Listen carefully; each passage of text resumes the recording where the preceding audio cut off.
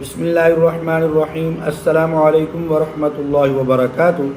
ناظرین و سامعین، عید الاضحیٰ کا مہینہ شروع ہو چکا ہے، اور عید الاضحیٰ کے جو شروع والے 10 دن ہے، کیا ان 10 دنوں کے اندر اپنے بال ناخن وغیرہ کٹوانا یہ جائز ہے یا نہیں؟ بہت سارے لوگ یہ سوال کرتے ہیں، اور بہت سارے لوگوں کے ذہنوں میں یہ سوال آتا ہے، لیکن وہ کرتے نہیں ہیں، پوچھتے نہیں ہیں، اور اسی طرح کام چلاتے رہتے ہیں۔ تو آج میں نے سوچا کہ اس کی تھوڑی سی وضاحت آپ کے سامنے رکھ دیتا ہوں، تاکہ جن لوگوں کے ذہنوں کے اندر یہ سوال اٹھتا ہے ان کا ذہن جو ہے وہ کلیئر ہو جائے۔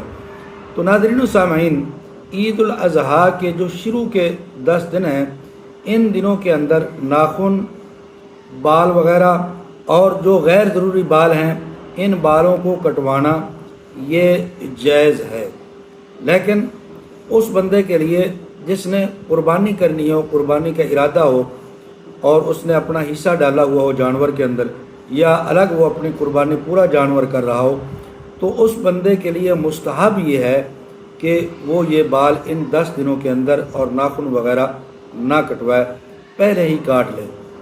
اب سوال یہ پیدا ہوتا ہے کہ کیا یہ فرض واجب ہے؟ بال اگر کٹوا لیے تو کیا یہ گناہ گار ہوگا؟ تو ایسی بات نہیں ہے۔ اگر اس بندے نے بال کٹوا لیے تو گناہ گار نہیں ہوگا۔ کیوں؟ اس لیے کہ یہ عمل مستحب ہے۔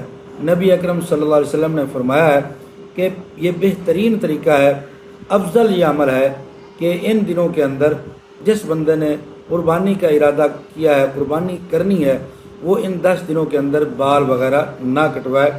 یہ پسندیدہ عمل ہے حضور علیہ السلام کا۔ اگر اس نے یہ کر لیا، یعنی نہ بال کٹوائے، تو یہ بہترین عمل ہے۔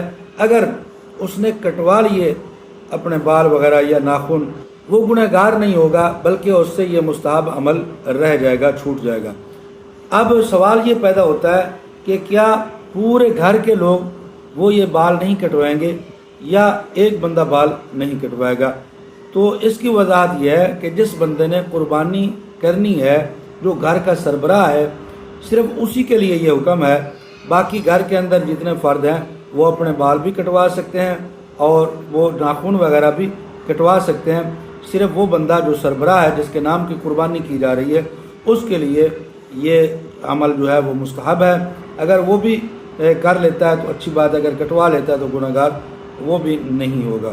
جزاکم اللہ احسن الجزاء۔